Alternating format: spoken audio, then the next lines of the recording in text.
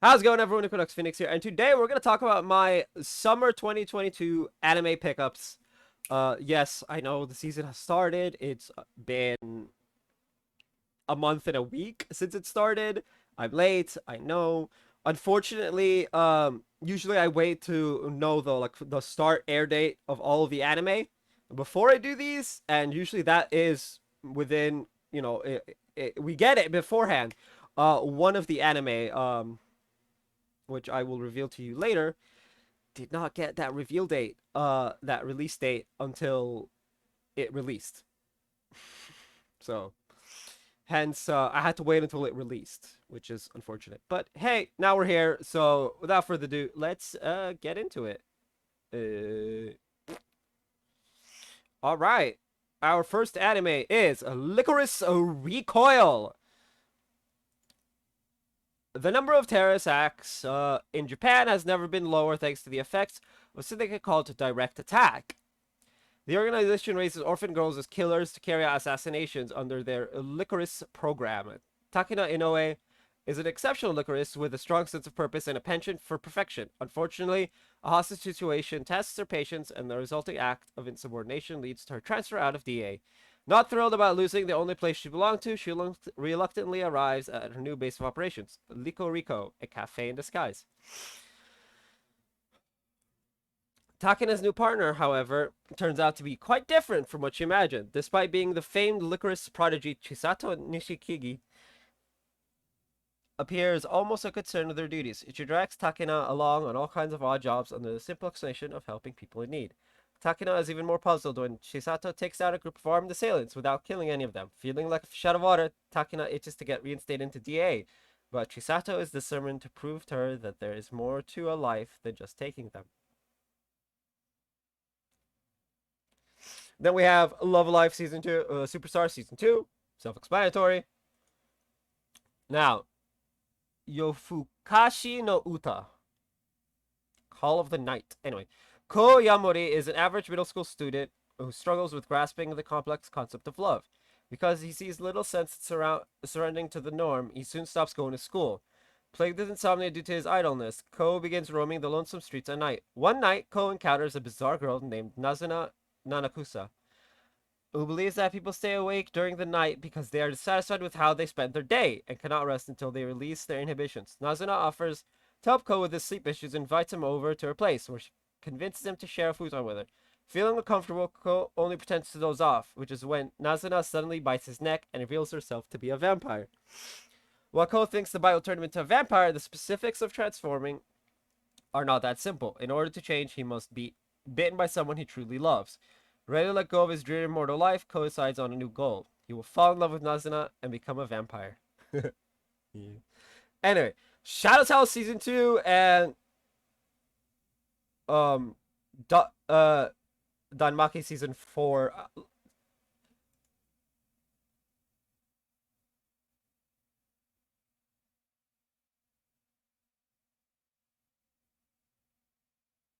It's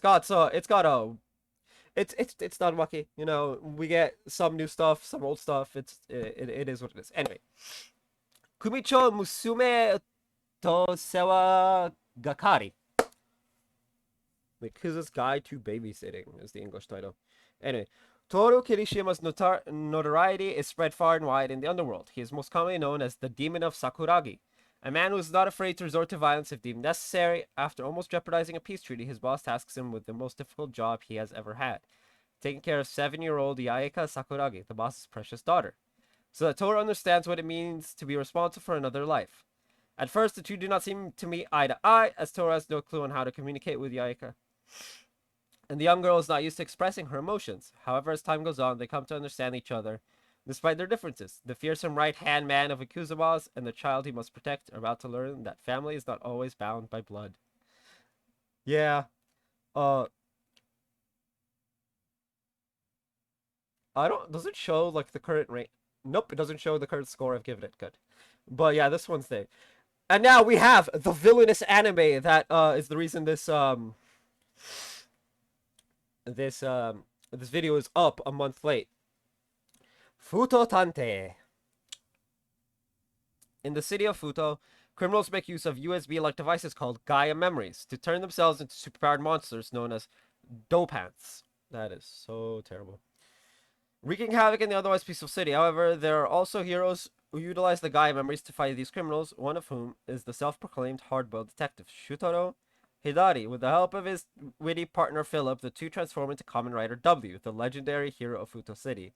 After the fall of Museum, the evil organization responsible for many crimes at Futo, the production of Gaia memories has halted. However, remnants of Gaia memories still remain within society and are sold at the black market at high prices. Thus, the 2 years from Narumi Detective Agency are yet to have time to relax. Sites of dopants still occur, and the agency receives more and more clients who claim to experience supernatural phenomena.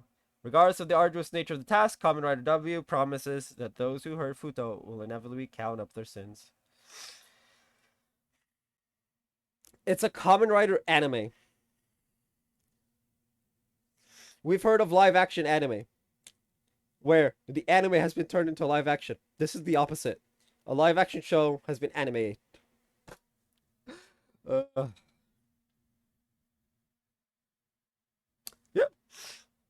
Anyway. Isekai Yakoyoku. Otherworld Pharmacy. World-class medical researcher Kanji Yakutani lost his little sister to a tumor years ago due to ineffective treatment. To honor her legacy, he has dedicated his research to developing new medications for such conditions. But as fate would have it, he overworks himself and passes away at the age of 31, only to be given a second chance at life in another world. When he wakes up, Kanji finds himself in the body of a 10-year-old boy named Falma de Medicis, the son of an esteemed family of medical practitioners in the Seine Fleuve Empire. Oh my lord. Bearing the mark of a deity's divine blessing, Falma is capable of performing a unique divine art, allowing him to create and reduce any substance with the knowledge of its chemical properties.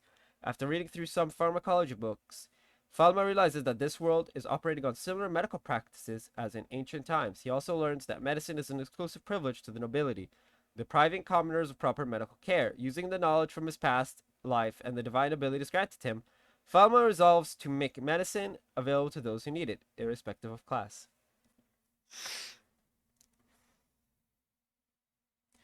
Soredemo Ayumu wa Yosete Kuru.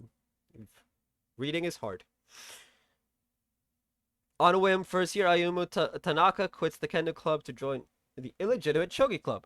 Urushi Yaotome, the president of the club and a master of shogi, is thrilled to finally have a playing partner. As Ayumu is a upperclassman, Urushi endeavors to be his shogi mentor and student role model. Too often, however, she finds herself blushing with embarrassment. Stone-faced and honest, Ayumu sees no issue with calling Urushi cute. Although Ayumu likes her, he refrains from confessing and promises himself to first beat her in a game of shogi. Through school life and shogi games, the two students have many hilarious and heartwarming adventures. Ayumu enjoys every second with Urushi, but is still a long way from beating her in shogi. With the commitment he made to himself, will Ayumu ever get the chance to confess his feelings to Urushi? Yeah. So far, no. Anyway, we got Orient second arc. It's like Orient season 1 part 2, where if this was actually fused into season 1 as like a whole, like a 24 episode thing, it let's just say Orient would not have had the good ending that it did. The start of it, the first 4 episodes so far have been they're really good, but season 1 was so far still better. Anyway, Engage Kiss. Oof. Bayron City, a pioneering metropolis built on a newly discovered energy source, promises every citizen a luxurious and comfortable lifestyle. In reality, young demon exterminator Shu Ogata's life is far from extravagant. Despite running a private military business, he often struggles to make ends meet due to reckless expenses. Fortunately, Kisara, his demon partner, is more than eager to help Shu with household matters, albeit a little too forcefully for his comfort. The two work side by side, taking countermeasures against demon hazards, which stand as the biggest threats to the city. With danger lurking in the shadows, Shu and Kisara strive to grant the town's safety. However, exterminating the possessed comes with a price unbeknownst to others. Yeah. Anyway, this giant title apparently just translates to vermilion gold, so we're just gonna stick with that. Alto Goldfield, a diligent student at the Ortigia Academy of Magic, aspires to become a powerful sorcerer, but he is unable to become one as, despite his excellent grades and strong commitment to studies, He fails his summoning class. With the threat of repeating a year hanging over his head, Otto tries following an old, worn-out grimoire in a desperate attempt to resolve his situation. To his surprise, he succeeds and summons a powerful demon named Vermeil. As a sign of gratitude for releasing her, Vermeil agrees to become Alto's familiar, sealing the relationship with a deep kiss. Little does Alto know what else he is capable of and what Vermeil's past hides. Ooh. Yeah. Anyway, this is law. This is just like it's like my stepmom's daughter is my ex or some shit like that. Uh, is like the English title. Who just pinged me?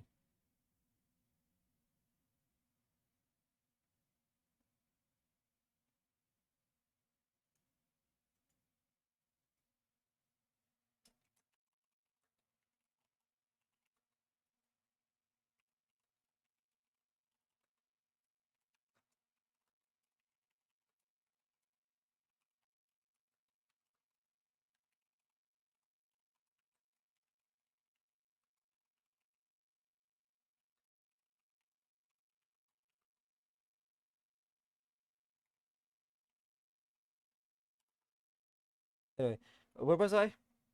Yes. The very awkward anime. Okay. A certain boy and girl in middle school became lovers, flirted with each other, disagreed on trivial things, became more frequently irritated with each other rather than excited, and ended up breaking up at graduation. And so the two of them, Mizoto Irido and Yume Ai, wound up meeting each other in the most unexpected fashion. Isn't it obvious that I'm the elder brother? Oh god, yeah, that's a line from like the first episode, and I'm just like, why do you care? The children of the partner of their parents' remarriage were ex-lover. The former couple, mindful of their parents' feelings, decided on a sibling rule, where the one who becomes conscious of the other as the opposite sex loses. But when they encounter each other in the bathroom, commute to and from school together, along with memories of the past and living under the same roof, just how do they disregard each other? The answer to that is very obvious. They don't. Kuro no Shokanshi. Waking up in a strange new place with no memory of his past life, Kelvin learns that he's bartered away those very memories in exchange for powerful new abilities during his recent transmigration.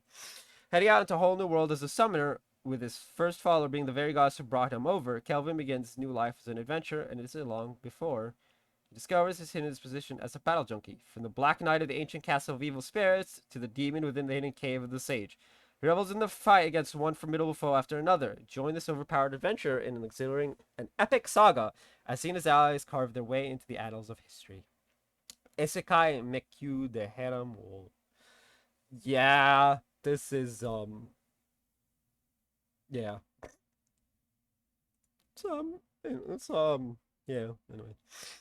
Struggling with life and society, high school student Michio Kaga wanders about the internet and lands on an odd website. A website featuring a number of questions and a point-based system allows one to create skills and abilities for a character. By completing his character, Kaga was transported to a game-like fantasy world and reborn as a strong man who could claim idol-level girls. Thus begins the cheat and harem legend of a reborn man. Yeah. Hmm.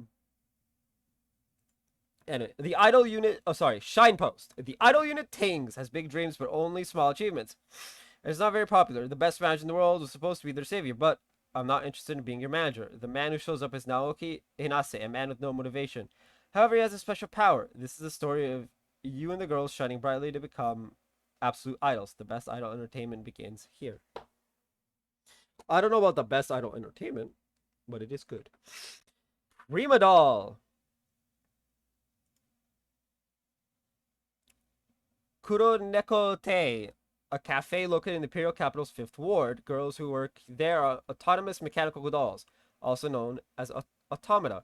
They were originally created as weapons for the Great War that ended only a few years ago. Now they are now looking for new roles in a peaceful world. Yeah. Anyway. Kamikuzu Idol. Kazuki Yoshino and Yuya Nyodo are idols who make up the duo Zings. While Kazuki gives his all in every performance, Yuya views the job as just another means of making money. Yuya's apathetic attitude towards the fans and inability to take his job seriously causes his manager to give him an ultimatum. Unless he starts putting in more effort, he will be fired. Backstage, Yuya meets Asahi Mogami, an idol dressed in a colorful costume. Asahi would have had a bright future ahead of her had she not died a year prior. Even as a ghost, Asahi wants nothing more than to perform for fans again. When she finds out that Yu does not hold the same passion for the idol life as she once did, she's overcome by a fit of rage and demands that he let her take his place. In a strange twist, Yuya wakes up to find that Asahi has possessed him and can do what he is too lazy to do himself. With Asahi performing for him, Yuya thinks he has a ticket to an easy idol life. However, Asahi has other plans. Though she is no longer alive, she wishes for Yuya to find the ambition that she still has. Together, she wants them to become the best idol the world has ever seen. But can an unmotivated man like Yuya ever care about anything besides money? Uh oh boy. Anyway, Saiken Yatota maid ga Ayashi. The beautiful maid Lilith has recently been hired to care for the whims of her employer's son Yuri. However, Yuri's overzealous skepticism over every action keeps him on edge as he suspects devious mischief being plotted behind his back. Despite his paranoia, Lilith grows fond of Yuri and often teases him as a way to further bonding.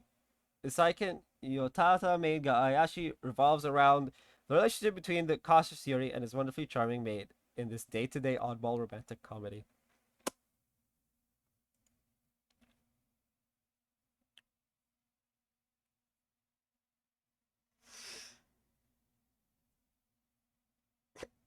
It's actually pretty funny.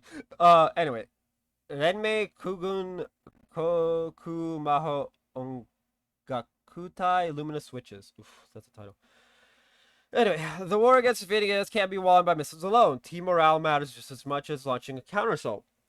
And that's where Ginny and her friends come in.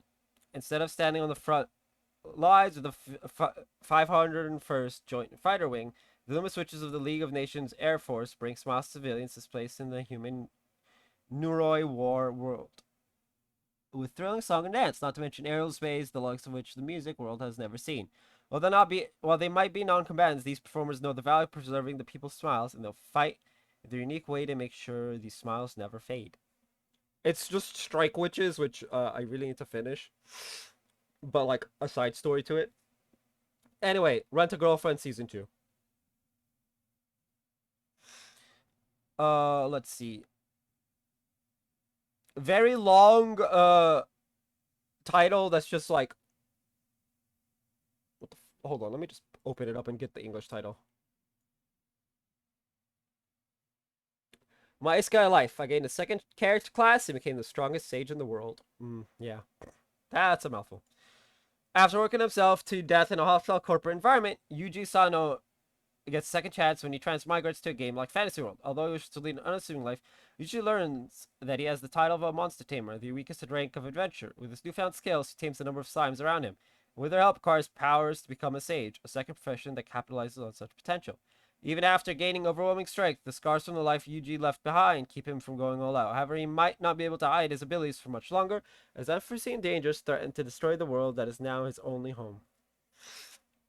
Teppen! The Teppen Grand Prix is a competition established out of an appreciation for stand-up comedy. As devoted fans of such performances, Yayoi Sakamoto and her two friends, Yomogi Takahashi and Yuzu Hosono, form the stand-up trio Young YY. After qualifying for the final round in the Prix, the three go up against other comedic trios, but only one group can emerge victorious. With participants housed in a famous dorm where many comedians before them have lodged, the contestants' time living at the establishment will give them a chance to prove they have what it takes to make their audience laugh until they cry. Extreme Hearts. Hiyori Hayama is an aspiring singer who moved to Tokyo to make her debut. She has always loved singing and hopes to stand on stage like a favorite artist. Unfortunately, the entertainment industry is not all fun and games, as she fails her auditions one after another, struggles to sell her songs. Finding herself still standing at the start line, Hiyori pursues her only opportunity to take the next step forward, partaking in Extreme Hearts. The popular event is a hyper sports tournament where participants compete in various sports using ability-enhancing gear for a chance to make their big break. Despite being athletic, however, Hiyori's lack of familiarity with hypersports poses a problem for her. I apparently have not learned how to read out loud consistently yet. Fortunately, she befriends girls experienced in different sports, and they join the tournament alongside Hiyori, hoping to see her rise to the top. Now playing under Team Rise, Hiyori and her teammates learn about the unspoken rule of Extreme Hearts. All competitors must be entertainers or aspire to be one. For the members of Team Rise, facing the competition head-on is an inspiring endeavor that paves the way to discovering newfound interests and everlasting friendships. Hoshi no Samidare. One day, college student Yuhi Amamiya is approached by talking lizard Cernoi Crescent. Crescent immediately launches into a fantastical story. The powerful mage Animus intends to destroy the Earth with his biscuit hammer, a huge contraption looming high in Earth's orbit. Earth's only hope lies with the princess and her beast knights, whose task is to protect the princess and defeat Animus. Yui is chosen as the lizard beast knight, and despite his misgivings, is quickly forced to defend himself from a golem created by the mage. He is saved by his neighbor, the princess Asahina Samidare, and swears loyalty to her. However, the princess does not intend to save the Earth at all. She lets Yuhi in on her real motivations to prevent Animus from destroying the Earth, only to then annihilate the planet by her own hand. The pair continue to fight off attacks by Animus's golems, while the remaining beast knights are slowly being gathered and learning to use their powers. But Yuhi will have to decide for himself whether to go along with Asahina's plans, whom he is getting close to, or to save the Earth. In the process, he must also confront his true self and determine where his loyalties truly lie. Now, we also have these three from last season. And there are a couple of animes and video animes and movies that I'm just not including in this video because, well, the video went up late, so you don't get it. That's pretty much it. Anyway, that is my anime pickups for summer 2022. Apologies that it's a month and change late. I will strive to do better next season. Anyway, the top 10 for spring goes up tomorrow. That's gonna be it for this video. Tell me where you got. Hold on.